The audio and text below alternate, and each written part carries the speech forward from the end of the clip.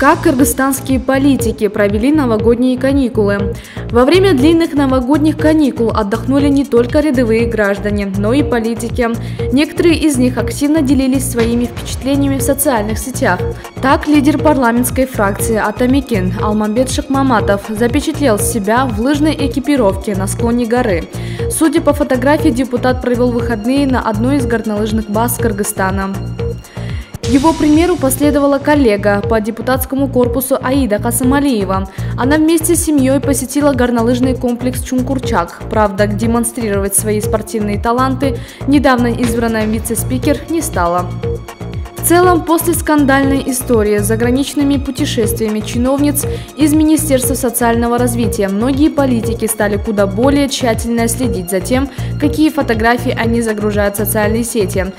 Даже Лунара Мамытова, оказавшаяся в эпицентре скандала после увольнения, ведет свой инстаграм намного скромнее. На зимних каникулах бывшая замминистра соцразвития посетила художественную галерею в Бишкеке, а не заморские страны, как это было в бытность ее работы в министерстве. Еще один депутат Жогорку Кенеша Исхак Пирматов порадовал своих подписчиков фотографией, на которой он запечатлен верхом на коне. Снимок он сопроводил поздравлениями с Новым годом и пожеланиями.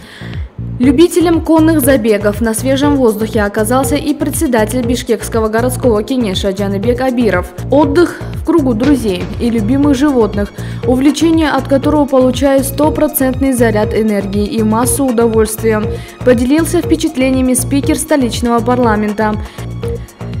Еще один тренд нынешней политической зимы – фотография в стиле «Угадай, где я». Пресс-секретарь партии СДПК Кундуз Жолдубаева сообщила, что провела зимние каникулы под пальмами и палящим солнцем, но раскрывать свое местонахождение пресс-секретарь не стала. Вероятно, из-за того, что путешествовала вместе с Надирой Сатугуль-Кызы, бухгалтером избирательного штаба Сооронбая Джейнбекова, которая уехала из страны, якобы опасаясь за свою безопасность. Еще один политик, отдыхающий в режиме секретности, Омирбек Бабанов. После проигрыша на президентских выборах он сбежал из Кыргызстана, где на него возбудили 2 уголовных дела. После этого он сдал свой мандат и заявил об окончательном уходе из политики.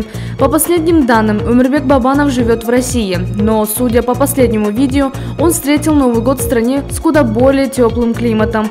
Подписчики до сих пор гадают, где проводит каникулы несостоявшийся президент – в Китае, в Малайзии или в Европе. Сам Омирбек Бабанов не спешит раскрывать свою геолокацию. Без новогодних каникул остались сотрудники аппарата правительства. Из-за того, что с 1 января в силу вступает ряд новых кодексов и законов, чиновникам пришлось выйти на работу с первого дня Нового года. Сотрудники работали до сегодняшнего дня в режиме дежурств, а премьер-министр Мухаммедкалы Абылгазиев и вовсе каждый день находился на своем рабочем месте. Жогорку Кенеш, напротив, решил отдохнуть от государственных дел.